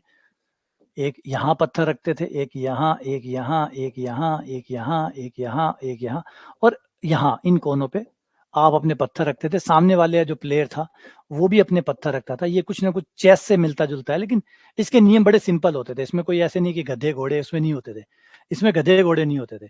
इसमें ये होता था कि आप अपने सामने वाले प्लेयर के एक पत्थर से या उसका जो है उसके ऊपर से अगर आप निकल गए, ऊपर से निकलने का मतलब है दाएं बाएं से, बाएं दाएं से, कई रास्ते होते थे। इसमें इस तरीके से भी होते थे, यूं भी कई रास्ते बने हुए होते थे। तो अगर आप उसको पार कर गए, ऊपर से पार कर गए, तो वो मर जाता था। और फिर इस तरीके से आपको मारना होता था। ये 16, अच्छा वो रामा उतर कर 16 सार कहते हैं भाई, ठीक है वो नाम कुछ भी होगा। 16 कांटी मेरे यहाँ कहा जाता था, वो आपके यहाँ जो भी कहा जा रहा है ठीक है। हाँ ऐसे कुछ होगा, 5-5 का होता था ना, 5-5 का होता था। हाँ 5-5 का होता था, अब याद आ गया। 5 ऊपर 5 नीचे 6 अंदर हो जाते थे, तो 5-6 16 कांटे हो जाता था, ऊपर से निकालते थे। इस गेम को गो गेम कहते हैं। जो अंग्रेज है, अंग्रेज भी खेलते हैं, वो काले पत्थर और व्हाइट पत्थर से खेलते हैं। इस गेम को गो गेम कहते हैं। गो, अंग्रेजी में इस गेम को ना, अच्छा लॉकडाउन में बहुत खेले, तो इस गेम को गो गेम कहते हैं। नहीं खेला कोई बात नहीं, खेलिएगा, बहुत शानदार गेम है, बहुत अच्छा है, बहुत सिंपल गेम है, ज़्यादा ये बहुत कॉम्प्लिकेटेड गेम नहीं है। इस गेम में क्या होता है, बस आपको मारना होता है, और जिसकी लास्ट में बच जाता है, जिसका प्यादा या पत्थर जो है जिसके बच जाते हैं वो जीत जाता है, बस यही करना होता है आपको। तो पूरा गेम इसी बात का है, गो गेम कहते हैं इसको। तो इंग्लिश में गो गेम कहते हैं, हमारे यहाँ तो सदियों से खेला जा रहा है ये। तो ये जो गेम है, इस गेम की रूल्स ज़्यादा टफ नहीं है। इसके जो रूल्स है वो ज़्यादा टफ नहीं है, सिंपल रूल्स है। लेकिन इसकी स्ट्रेटजी क्या होनी चाहिए, कोई प्लेयर कैसे खेले। जब वॉन न्यूमैन थे, मैंने आपको याद भी होगा बताया गेम थ्योरी के बारे में, कि जॉन वॉन न्यूमैन थे, उन्होंने पहली बार गणित को एज ए जो गेम थी उसको एज ए गणित समझा, कि जो गेम है वो भी तो एक प्रकार की गणित है, उस पर भी तो गणित के नियम अप्लाई किए जा सकते हैं। और गणित की सहायता से अगर गेम को खेला जाएगा, मतलब एक प्लेयर है, वो अपनी प्रतिभा तो वहां दिखा ही रहा है, अगर वो थोड़े अच्छे आंकड़ों, अच्छे तर्क के साथ खेलेगा तो गेम में ज्यादा बेहतर कर पाएगा। और इसको स्ट्रेटजी नाम दिया गया। स्ट्रेटजी का मतलब है आपने अब गेम तो वही खेलना है, जैसे हम लोग कहते हैं सेकंड ग्रेड की तैयारी तो करनी ही करनी है, फर्स्ट ग्रेड की करनी ही करनी है, लेकिन थोड़ा सा स्ट्रेटजी के साथ तैयारी करो, थोड़ा प्लान के साथ तैयारी करो, तो तैयारी ज्यादा अच्छा फल देगी आपको, ज्यादा बेहतर फल देगी। तो स्ट्रेटजी ऐड कर दीजिए। तो जो वैन न्यूमैन थे, उन्होंने क्या किया, सबसे पहले गेम थ्योरी बनाई, और गेम थ्योरी में उन्होंने बताया कि गेम को, एक जो खेल होता है जो नॉर्मल आप खेलते हैं, उसको आप एज ए गेम समझिए, वो एक गेम है, और उसके रूल्स को आप मैथमेटिकली यूज करके अपने डिसीजन को अच्छा कर सकते हैं।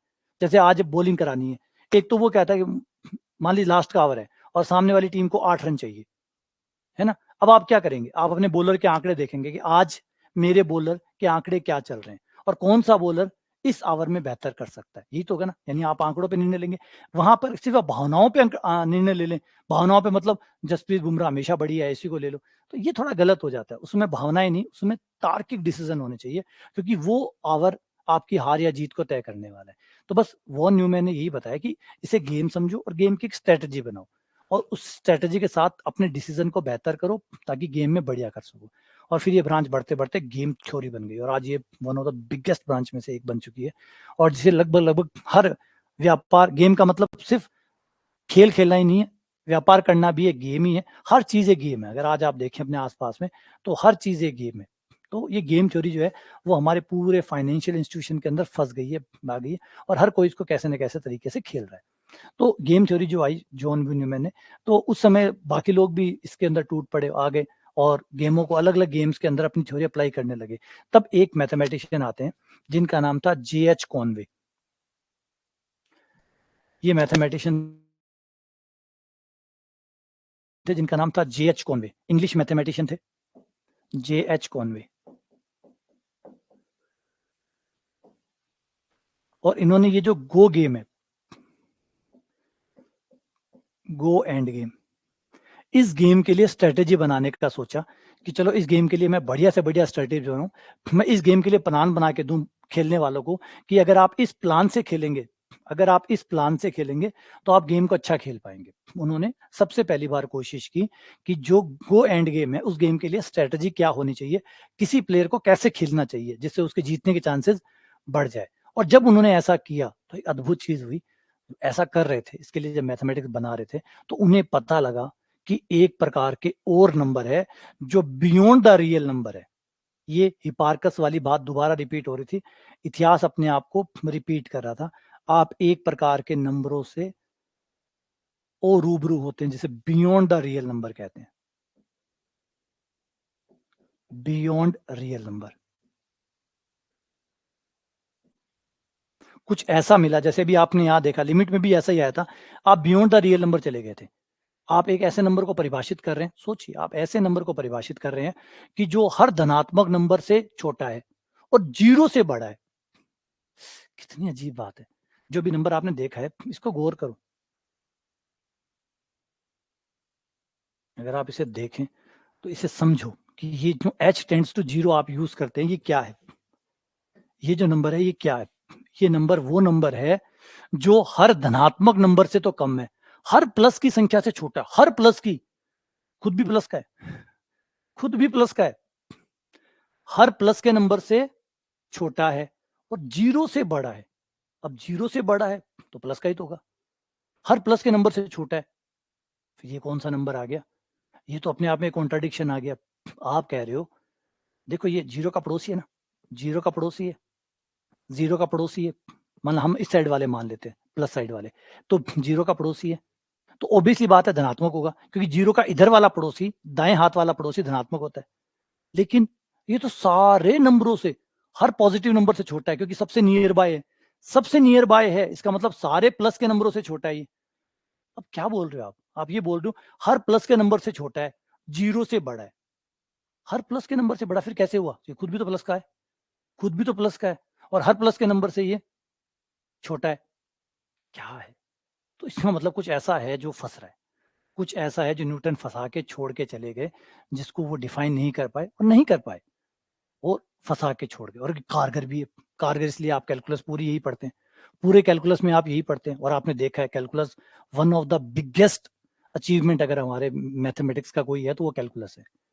जैसे इतना कुछ संभव हो पा रहा है तो कैलकुलस बेकार तो नहीं है, बहुत कारगर चीज है।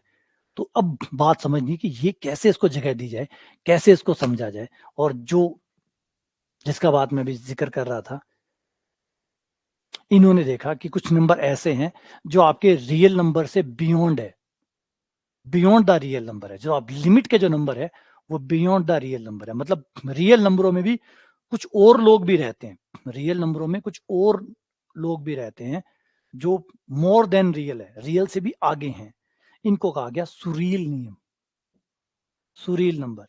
वैसे इन्होंने इसको नहीं बोला था, इन्होंने भी इसको नंबर ही बोला था इनको, लेकिन बाद में एक बुक पब्लिश हुई थी और उसके राइटर थे कुलथी नाम करके एक राइटर थे, उन्होंने इसको नाम दिया सुरील नंबर।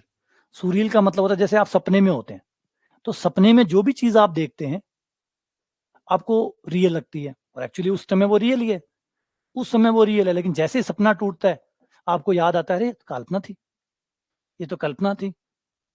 तो ये नंबर कुछ ऐसे थे जो सपने की भांति थे, जिनको एक्सेप्ट करना भी मुश्किल था और छोड़ना भी मुश्किल था। एक्सेप्ट इसलिए करना, छोड़ना इसलिए मुश्किल था कि सपने में आप वहीं थे, सपने में आप उसी दुनिया में थे और सब चीजें मिक्स हो रही थी, सब चल रहा था, सपना टूटा आपको लगा ये तो गलत है, तो इसका मतलब कुछ हद तक वो सही भी है और कुछ हद तक वो गलत भी है।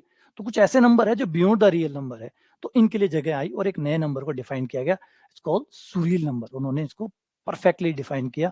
और इनकी अभी 2020 में कोविड में डेथ हुई थी कोरोना से, 1937 से लेकर 2020 में भी कोविड के इन्फेक्शन से कॉनवे की डेथ हुई है।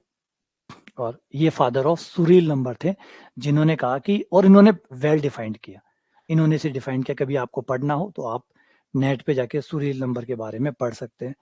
टॉपिक बहुत गहरा है, बहुत, इसमें आपका लिमिट जो है, कई बच्चे होते हैं जब लिमिट पढ़ते हैं तो उनके दिमाग में आता है सर ये नंबर है कहाँ, ये नंबर है कहाँ, तो ये नंबर सदियों तक लोगों को परेशान करता है कि ये नंबर है कहाँ। तो अगर इस नंबर को आप जानना चाहते हैं तो आपको सुरील नंबर पढ़ने पड़ेंगे, तब पहले आप इसको डिफाइन कर पाएंगे कि नंबर कहाँ होते हैं।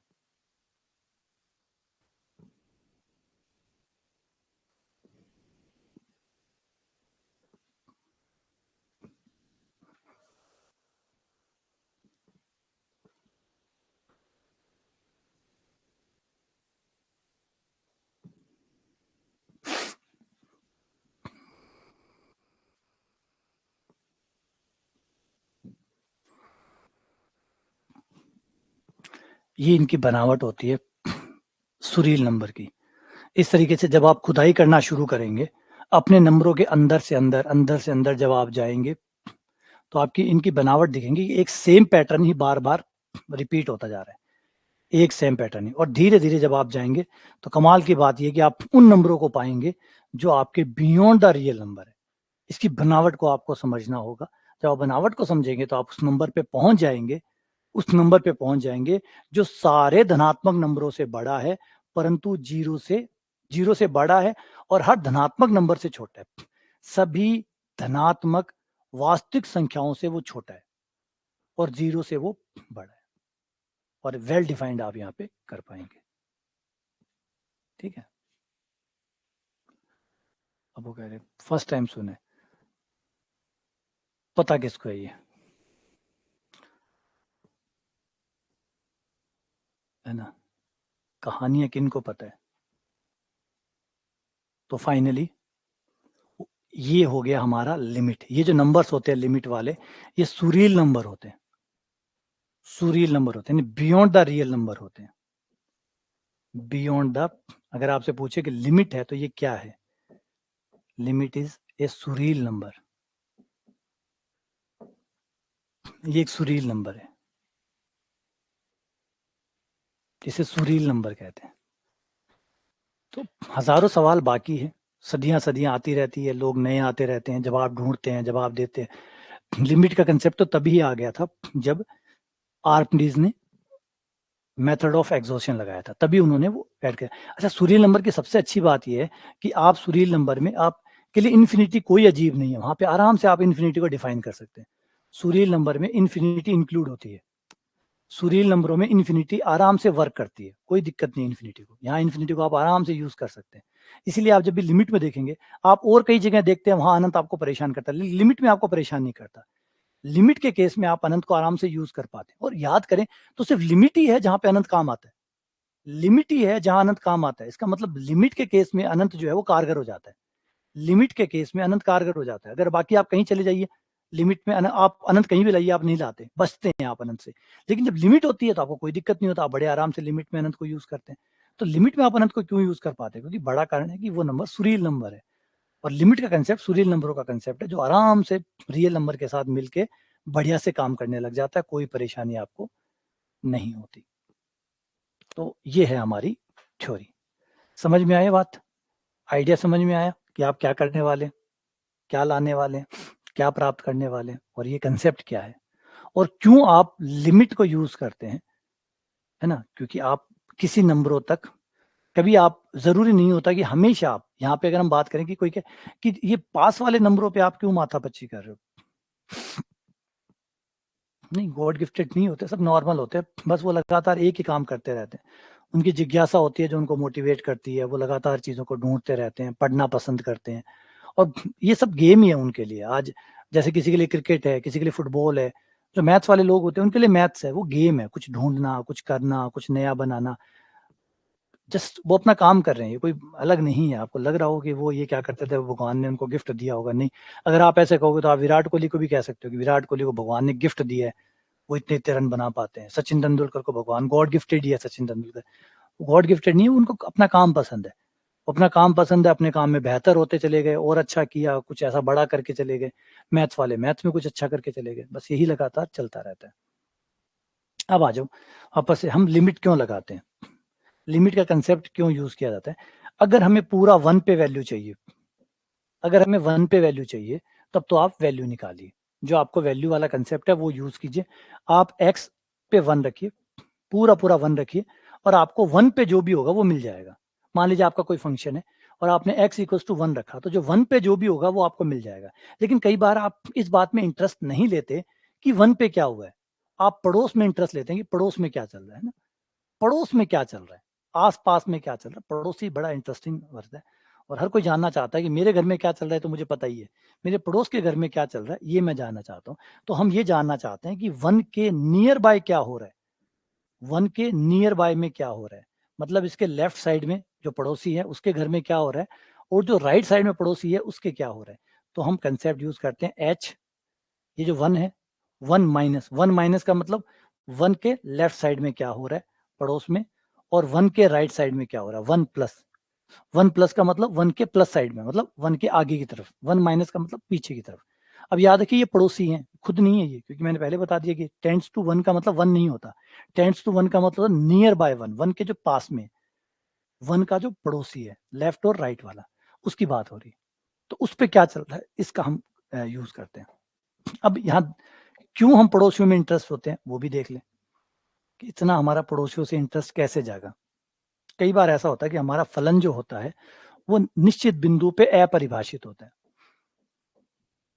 एग्जाम्पल के लिए एक्स स्क्वायर माइनस 4 बटा एक्स माइनस 2, अगर हम इसे लें अगर हम इसे लें तो जैसे ही हम इस पे जाएंगे और 1 पे जाएंगे तो कोई प्रॉब्लम नहीं है। 0 पे जाओ, 0 से स्टार्ट करूं तो 0 पे आ जाएगा -4 बटा -2, ये आ जाएगा मेरा 2। जबकि मैं 1 पे जाऊंगा तो मेरा आ जाएगा 1 - 4 बटा 1 - 2 -3 बटा -1 माइनस माइनस प्लस, ये 3 आ गया। लेकिन जैसे ही मैं 2 पे जाता हूँ, 2 पे मुझे कुछ नहीं मिलता। 2 पे मिलता है मुझे 4 - 4 बटा 2 - 2, यानी मेरा कंसेप्ट आ गया 0 बटा 0। 0 बटा 0। लेकिन जैसे ही मैं 3 पे वापस से कंटिन्यू करता हूँ, मेरी ये प्रॉब्लम खत्म हो जाती है और वापस से सब सही हो जाता है। 9 - 4 बटा 3 - 2 5 बटा 1। ये लो, ये तो परफेक्ट काम कर रहा है।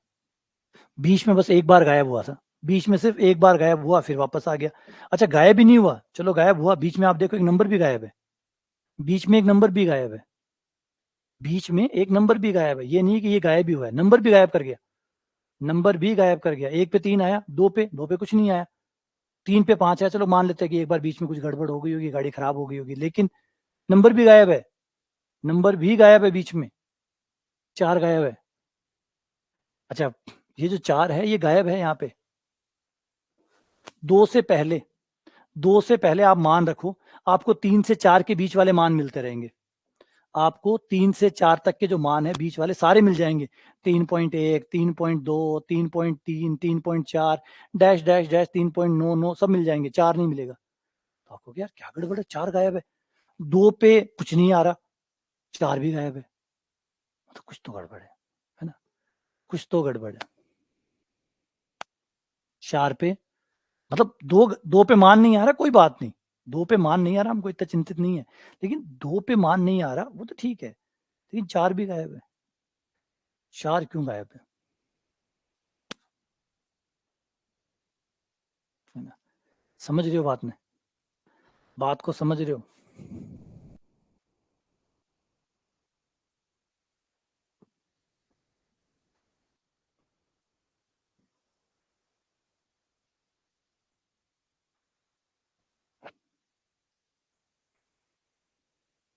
और दिखाता हूँ,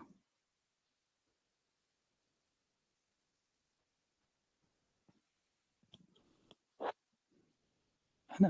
देखो 2 पे मान नहीं आ रहा, कोई बात नहीं है, लेकिन फलन का मान 4 भी तो गायब है, फलन का मान 4 भी गायब है ना। जगावा में हुआ है ना, कोई छोरो भाग गयो, तो देखे भाई छोरी कौन सी भागी है, तेरा तो छोरो भाग गयो, छोरी भी भागेड़ी है, मतलब फिर शुरू हो जावे। गाँव में ये चला, गाँव में रहे हो क्या तुम लोग? गाँव में रहे हो क्या? जो गाँव में रहता है वे बात समझ पा रहे हो, गाँव में क्या हुआ है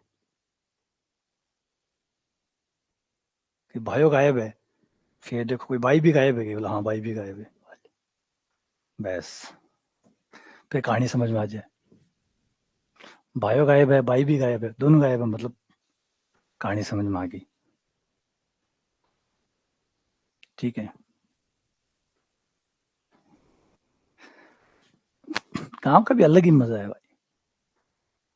फिर डिस्कशन शुरू हुए, फिर विशेषज्ञ बैठे, फिर विशेषज्ञ बैठेगा, गांव का जो शाना समझदार है फिर भी बैठेगा, फिर भी एक तय करेगा कि भाई कहाँ भागी, क्यों भागी, छोरो क्या है, छोरो किक है, मतलब कौन सी जाति का है, कौन सा धर्म में है, लड़की की है के नहीं है।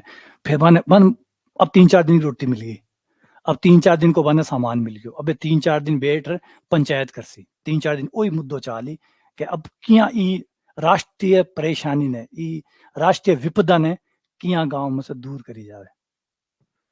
हाँ, तो नवीन क्या फुल मजा चला, फिर 3 4 दिन 5 दिन एक बड़ी समझदार लोगों की टीम बैठे, विशेषज्ञ बोला बने, बे बैठेगा, फिर वे तय करेगा कि फ्यूचर में आ प्रॉब्लम क्या खत्म हुए।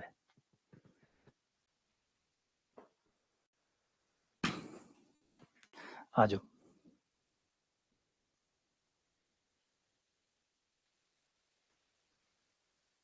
हाँ देखो, अब जैसे मैं 2 पे दिखाऊंगा, देखो बाकी सब पे आप देखो, सब पे कहानी ठीक है, कहानी सिर्फ गड़बड़ है 2 पे।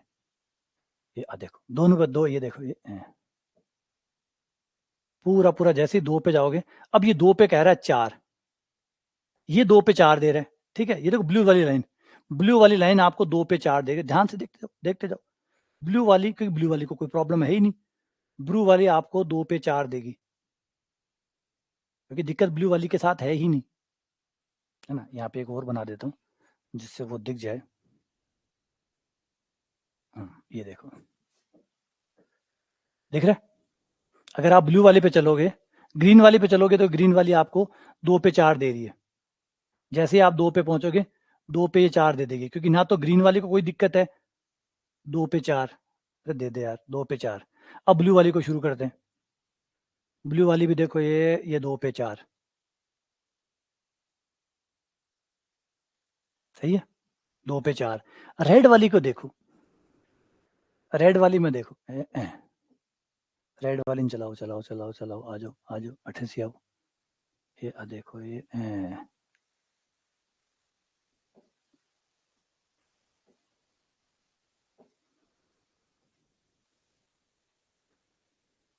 रुक जा यार, क्यों नहीं।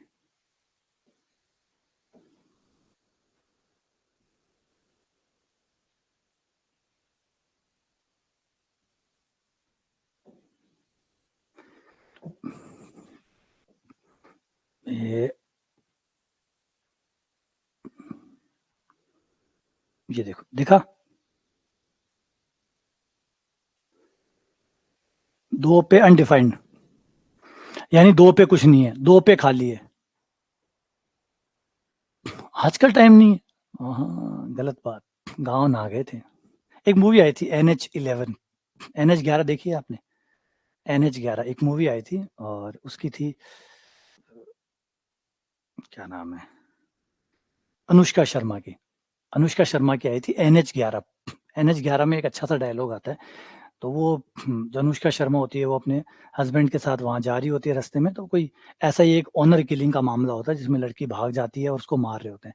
तो वो वहाँ रुकती है और वो कहती है मैं पुलिस को बुलाऊंगी, अनुष्का वहाँ रुक जाती है, वो कहती है, तो वहाँ पे वो जो लोग है वो कहते हैं कि मैडम, वो जो गुड़गांव की जो लास्ट बिल्डिंग है ना, जहाँ वो खत्म हो जाती है ना, कानून वहीं खत्म हो जाता है, कानून वहीं खत्म हो जाता है, उसके बाद में गाँव शुरू होता है। तो बस वही बात है, तो जो शहरों में रहते हैं वो नहीं समझ सकते कि गाँव में क्या होता है। वो गाँव में तो गाँव में ही होता है, वहाँ पे इतने कानून नियम नहीं लगते। खा पंचायतें देखो आप, उनको देखो, नियम देखा करो उनके, समझ में आ जाएगा कि नियम अलग है। हाँ, तो वो अलग दुनिया चलती है वहाँ पे वो वाली नहीं चलती है, कि वो शहर वाली मेट्रो सिटी नहीं चलती वहाँ पे। लोगों के पास भरपूर टाइम है, टाइम की कोई कमी नहीं है, और ऐसे मुद्दों में तो पूछो मत, लोग एक्स्ट्रा टाइम निकाल के आ जाएंगे। तो आते हैं वापस, तो यहाँ आप देखेंगे कि जैसे ही 2 पे आएंगे तो 2 पे खाली है, लेकिन एक चीज और खाली है, 2 पे अगर x खाली है तो y भी खाली है, देखो 2 पे अगर x खाली है तो 2 पे y भी खाली है, 2 पे 4 नहीं आया, 4 पे 2 नहीं आया, तो दोनों ही खाली है। अब इस जगह को भरता है हमारा लिमिट। हाँ वो बता रहे लोकेश के 21 गांवों की पंचायत बुला लेते हैं, पंचायत की पंचायत इकट्ठी होती है, और रातों रात बहस चलती है, जद्दोजहद चलती है। मतलब सुप्रीम कोर्ट में भी इतनी जद्दोजहद नहीं होती होगी जहाँ उनके बीच में होती है, बहस चलती है, पूरा आगे पीछे दाएं बाएं सब कुछ संभाला जाता है, टंटोला जाता है। और फिर जो है वो, जो लोग बैठे हैं, जो सरपंच बैठे हैं, जो मुखिया बैठे हैं, फिर वो अपना निर्णय सुनाते हैं कि क्या रहेगा। ऑब्वियसली बात है, आप समझ सकते हो निर्णय क्या रहेगा।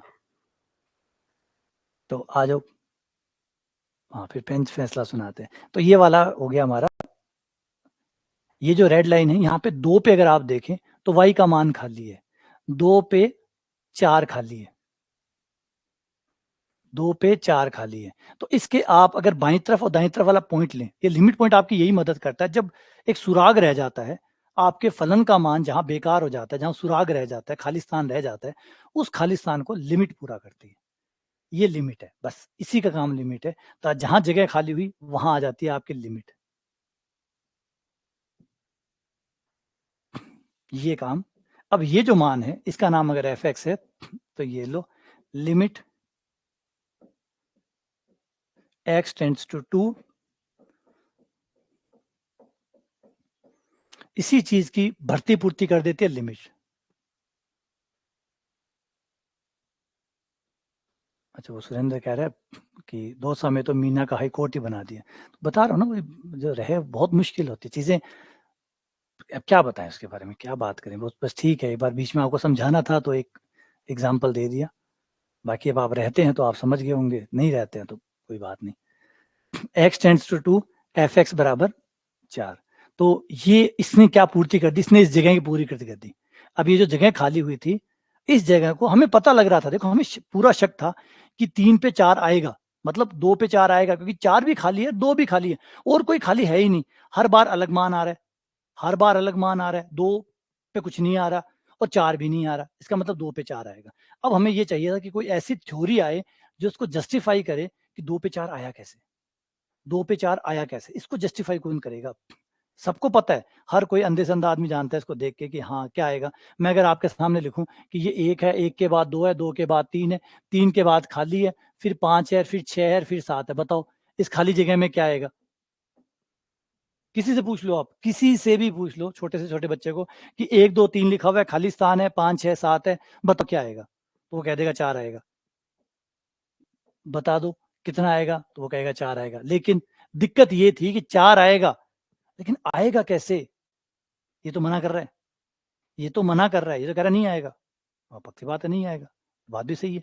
फिर 4 आएगा तो कैसे आएगा, आएगा तो कैसे आएगा। जो ये जो असंभव है, इसको संभव करेगा कौन, इसी का नाम लिमिट है। लिमिट 4 पे तो कुछ हो नहीं सकता, वो 4 के थोड़ा सा पीछे, थोड़ा सा आगे होके इस मामले को एडजस्ट करती है, जिससे आपका काम बन जाता है। आप थोड़ा सा पीछे आते हैं, थोड़ा सा पीछे आते हैं, या थोड़ा सा आगे जाते हैं, x टेंड्स टू 2।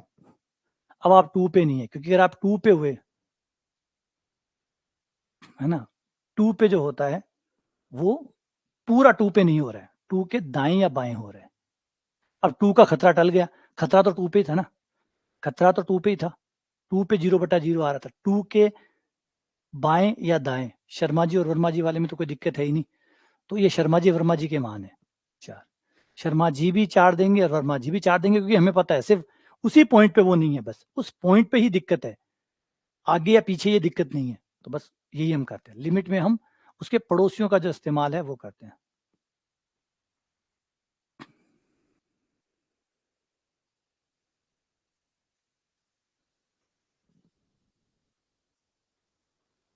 देखो कोई गलती हो सकती है, कुछ ऐसा हो जो मैंने गलत करवा दिया हो, माफ़ी चाहता हूँ। होती है, जब पढ़ाते हैं तो छोटी मोटी गलतियाँ हो जाती है। अगर कुछ हो गया हो तो आप अपने हिसाब से क्रॉस चेक कर लो, उसको ठीक कर लो। ऐसा नहीं है कि मैंने कह दिया तो वो एकदम परम सत्य है, ऐसा कुछ नहीं है। जगह खाली होती है, कई बार समझाते दौर में कुछ गलतियाँ हो जाती है छोटी मोटी, तो वो गलतियाँ मानता हूँ और उसको ठीक कर लेना। अगर आपसे ठीक नहीं होती तो मुझे फ़ोटो खींच के भेज देना, मैं ठीक कर दूँगा। ठीक है ना, यही किया जा सकता है। चलो, लिमिट समझ में आ गई अब आपको, लिमिट समझ में आ गई है ना। मुझे फ़ोटो खींच के भेज देना, होगा मैं क्रॉस क्वेश्चन दोबारा देख लूँगा। हाँ, आप फ़ोटो खींच के भेज देना। अब यहाँ तो मैं क्या समझाऊँ ना, तो मुझे वो मैसेज कमेंट समझ में आएगा, ना कुछ और। कौन-सा क्वेश्चन था, क्या करवाया था, क्या बताया था, क्या पता सही बताया था या क्या पता समझने में दिक्कत आ गई हो या सही में गलत बताया हो। तो वो जो भी है स्थितियाँ, भेज दो, क्रॉस चेक कर लूँगा, वापस भेज दूँगा। तो उम्मीद करता हूँ कि ये लिमिट वाला कंसेप्ट जो है ये समझ में आ गया होगा कि क्यों लिमिट आई और ऐसा क्या था इसके अंदर खास जिसको इसने जगह बनाई।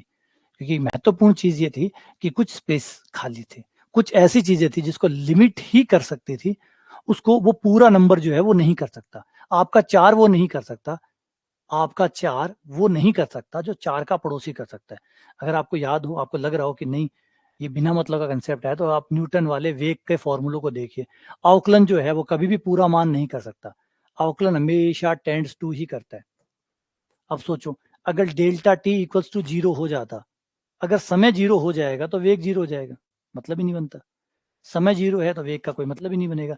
तो हमें 0 भी नहीं चाहिए, प्रॉब्लम ये है कि हमें 0 भी नहीं चाहिए और 0 से बड़ा भी नहीं चाहिए। इतना ही चाहिए कि बस वो 0 के एकदम पास में हो, एकदम पास में, और इतना पास में हो कि कोई और उसके पास में ना हो। ऐसा ऐसा आइडिया हमें चाहिए। इससे हमारा वो वेग निकलेगा ताक्षणिक। एक क्षण किसे कहते हैं, एक क्षण वही तो होता है जो इतना छोटा हो कि उससे छोटा कुछ और ना हो। एक क्षण की क्या परिभाषा है, एक क्षण की परिभाषा है वह समय जो सबसे छोटा हो और उससे छोटा कोई और समय नहीं हो। अब ये बोलने में तो है लेकिन लिखा तो नहीं जा सकता ना, इसी का नाम है लिमिट। लिमिट का मतलब ये होता है जब आपको कोई नंबर नहीं चाहिए, आपको कोई नंबर नहीं चाहिए, उस नंबर के पास का नंबर चाहिए, इतना पास का कि उस नंबर और आपके नंबर जो आपको चाहिए उसके बीच में कोई गैप ना हो, इतना पास का नंबर चाहिए। तो ये आइडिया कहलाता है लिमिट। और सोच सकते हो कि कितना महत्वपूर्ण होगा, कितना जरूरी है ये कंसेप्ट। अगर ये ना होता तो आपकी आउकलन वाउकलन कुछ नहीं आती। ठीक है ना, चैट में भेज देना, चैट में भेज देना, या फिर हो सके व्हाट्सएप वाले ग्रुप है इन बच्चों के, उस ग्रुप में भेज देना। इनका जो व्हाट्सएप वाला ग्रुप है उसमें भेज देना, या चैट सेक्शन में जो ऐप है उसके चैट सेक्शन में भेज देना। ठीक है, चलो फाइनली डन करते हैं। पढ़िएगा इस लेक्चर को, दोबारा से देखिएगा, और पहले लिमिट के आइडिया को बनाइएगा कि लिमिट का आइडिया है क्या। सवाल तो होते रहेंगे, चलते रहेंगे, लेकिन बेसिक जो कहानी है, जो एक्चुअली कहानी है, पहले वो आपको पता होना चाहिए कि लिमिट होती क्या है। बाद की बातें हैं कि कैसे निकालते हैं, निकालना तो बात का है, पहला तो है कि होती क्या है। लोगों को नॉर्मली ये रहता है कि निकालो निकालो निकालो, क्या निकाल रहे हो, बोले ये नहीं पता बस निकाल रहा हूँ। तो वो स्थिति मत करिएगा, पहले इसको समझिएगा, देखिएगा, पढ़िएगा, और फिर हम लिमिट कैसे निकालते हैं इस पे चर्चा करेंगे। ठीक है, चलिए मिलते हैं आप लोगों से दोबारा।